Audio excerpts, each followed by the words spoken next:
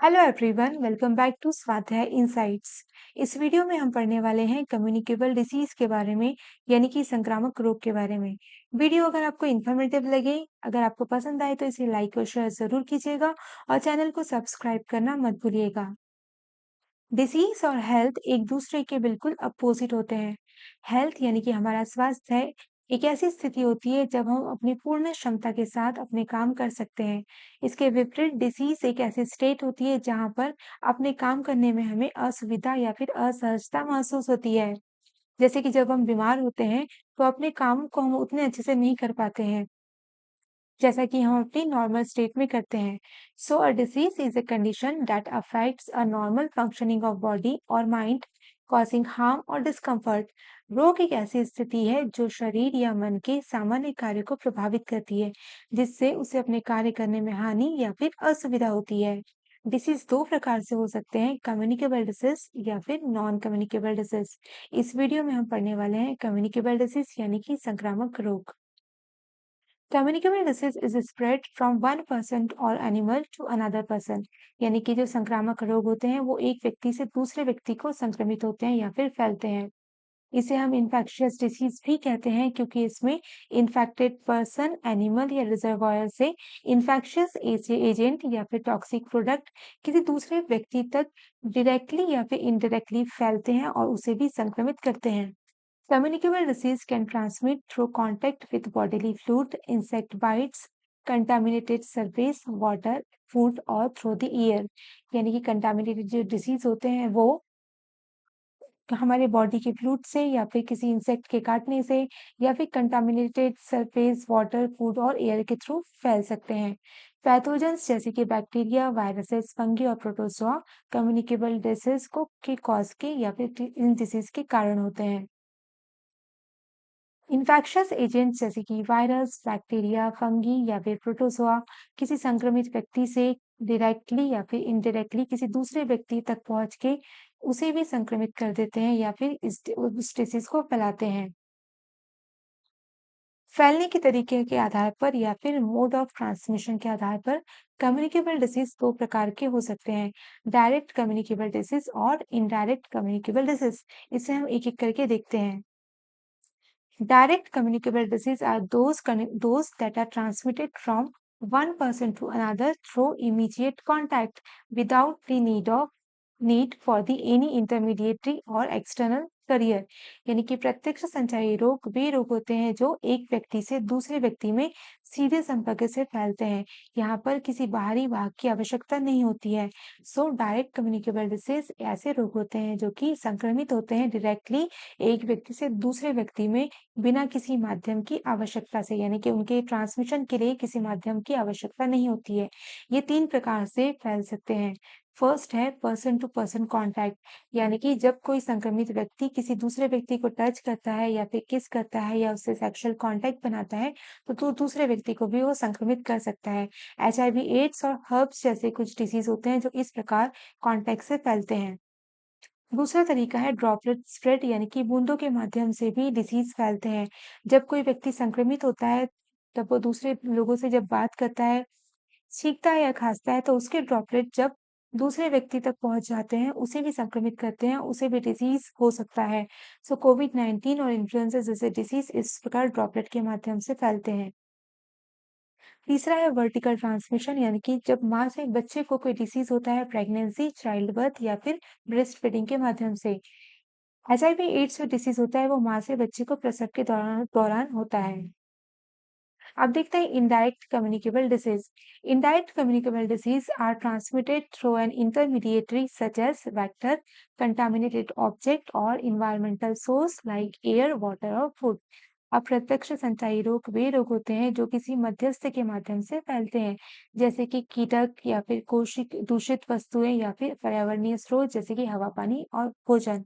अप्रत्यक्ष संचारी रोग ऐसे रोग होते हैं जिसमें कोई रोग किसी माध्यम के द्वारा दूसरे व्यक्ति तक पहुंचता है।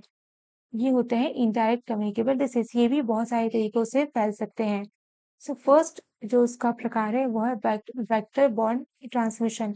यहाँ पर कोई जब संक्रमित व्यक्ति होता है, उसे किसी इंसेक्ट में पहले इंसेक्ट उसके अंदर उसका संक्रमण आता है और वो इंसेक्ट फिर किसी दूसरे व्यक्ति तक उसे फैलाता है। फॉर एग्जाम्पल मलेरिया और डेंगू इस प्रकार वेक्टर के द्वारा या फिर वाहक के द्वारा ट्रांसमिट होते हैं या फिर फैलते हैं। दूसरा प्रकार है फॉर्माइट ट्रांसमिशन। इसमें पहले इन्फेक्टेड पर्सन कोई भी कंटामिनेटेड सरफेस या फिर कोई भी ऑब्जेक्ट को कंटामिनेटेड कर देते हैं और उसके बाद दूसरा व्यक्ति जब उसके संपर्क में आता है तो वो भी संक्रमित हो जाता है। कोल्ड, कॉमन कोल्ड और एमआरएसए जैसे कुछ डिजीज है जो इस प्रकार फॉर्माइट ट्रांसमिशन के थ्रू फैलते हैं। एयरबोर्न ट्रांसमिशन के द्वारा भी बहुत सारे डिजीज संक्रमित होते हैं। हवा में जो छोटे-छोटे पार्टिकल्स होते हैं, अगर उनमें पैथोजेंस होते हैं और कोई व्यक्ति उसे इन्हेल कर लेता है, यानी कि सांसों के द्वारा अपने शरीर के अंदर ले लेता है, तो वो भी संक्रमित हो सकता है। ट्यूबरक्लोसिस एक ऐसा डिसीज़ है जो कि इस प्रकार हवा के माध्यम से फैलता है। नेक्स्ट है वाटरबर्न और फूडबर्न ट्रांसमिशन, यानी कि फूड या और वाटर के माध्यम से भी डिसीज एक पर्सन से दूसरे पर्सन में ट्रांसमिट हो सकते हैं। जब कोई व्यक्ति कंटामिनेटेड फूड या फिर वाटर के संपर्क में आता है तो वो भी संक्रमित हो सकता है, जैसे कि कोलेरा जो कि कंटामिनेटेड वाटर के थ्रू फैलता है और साल्मोनेला कंटामिनेटेड फूड के थ्रू डिसीज फॉर्म करता है।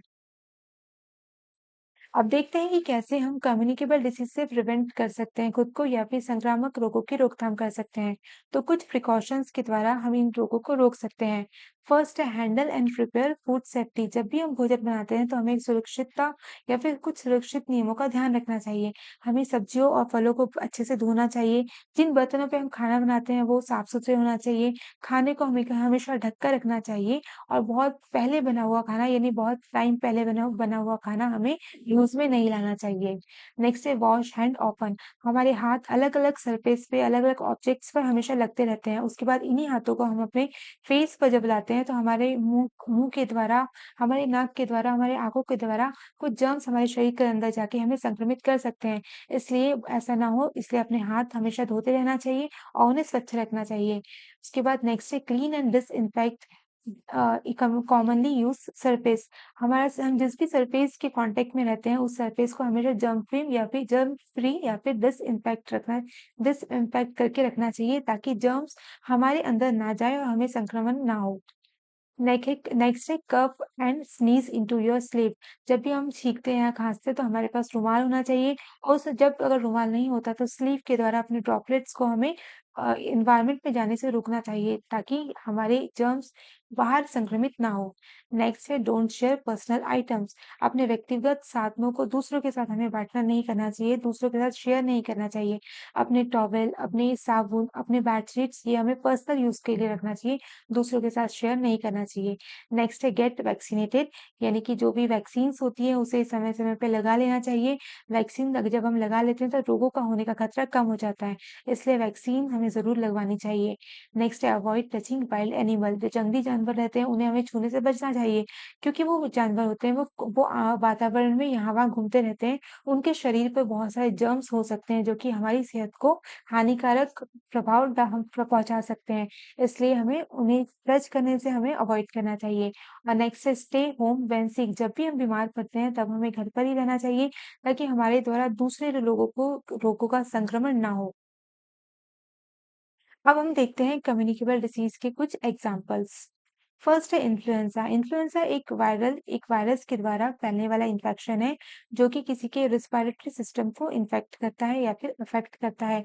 जब भी किसी व्यक्ति को इन्फ्लुएंजा होता है तो उसे फीवर होता है, उसकी नोज स्टफी और रनी होती है, उसका गला खराब होता है, उसे कफ होता है, हेडेक होता है, उसकी बॉडी में या फिर मसल्स में दर्द होता है और उसे थकान भी होती है। नेक्स्ट एग्जाम्पल है एचआईवी। एचआईवी में एक व्यक्ति के इम्यून सिस्टम पर प्रभाव पड़ता है या फिर एचआईवी वायरस व्यक्ति के इम्यून सिस्टम को अटैक करता है। इसमें व्यक्ति का इम्यून सिस्टम बहुत वीक हो जाता है जिससे दूसरे डिसीज आसानी से उससे हो सकते हैं। इसमें व्यक्ति को फीवर होता है, ठंड लगती है, रैशेस होते हैं, मुंह में छाले होते हैं, गला बैठा हुआ होता है। उसी प्रकार से नाइट स्वीट्स और मसल एक और फैटिक जैसे प्रॉब्लम को भी वो फेस करता है। तीसरा है ट्यूबरकुलोसिस यानी कि टीबी। टीबी एक बैक्टीरियल इन्फेक्शन है जो किसी व्यक्ति के लंग्स पे अटैक करता है। जब व्यक्ति को टीबी होता है तब उसकी भूख कम हो जाती है, उसका वेट कम हो जाता है, उसे फीवर होता है, ठंड लगती है और नाइट स्वेट की प्रॉब्लम भी उसे होती है। और इसका एक सिम्पटम होता है कि 3 हफ्तों से ज़्यादा जब किसी को खाँसी होती है तो ट्यूबरकुलोसिस होने के चांसेस उसे हो सकते हैं। नेक्स्ट है रिंगवॉर्म। ये एक फंगल इन्फेक्शन है जो कि किसी की स्किन पर होता है। जब भी रिंगवॉर्म होता है तो स्किन पर उस राउंड में या फिर रिंग शेप के रैशेस हो जाते हैं। जब कोई दूसरा व्यक्ति इनके कांटेक्ट में आता है तो उसे भी रिंगवॉर्म फैल सकता है। इसलिए जब किसी को रिंगवॉर्म होता है तब उसे दूसरों के साथ अपनी टॉवेल, अपने बेडशीट और अपने पर्सनल आइटम को शेयर नहीं करना चाहिए। सो आज हमने देखा कम्युनिकेबल डिसीज क्या होते हैं, किस प्रकार से वो फैल सकते हैं और किस प्रकार से उसे प्रिकॉशंस लाकर हम उसे रोक सकते हैं। वीडियो अगर आपको पसंद आए तो उसे लाइक, शेयर और सब्सक्राइब ज़रूर कीजिएगा। Thank you so much.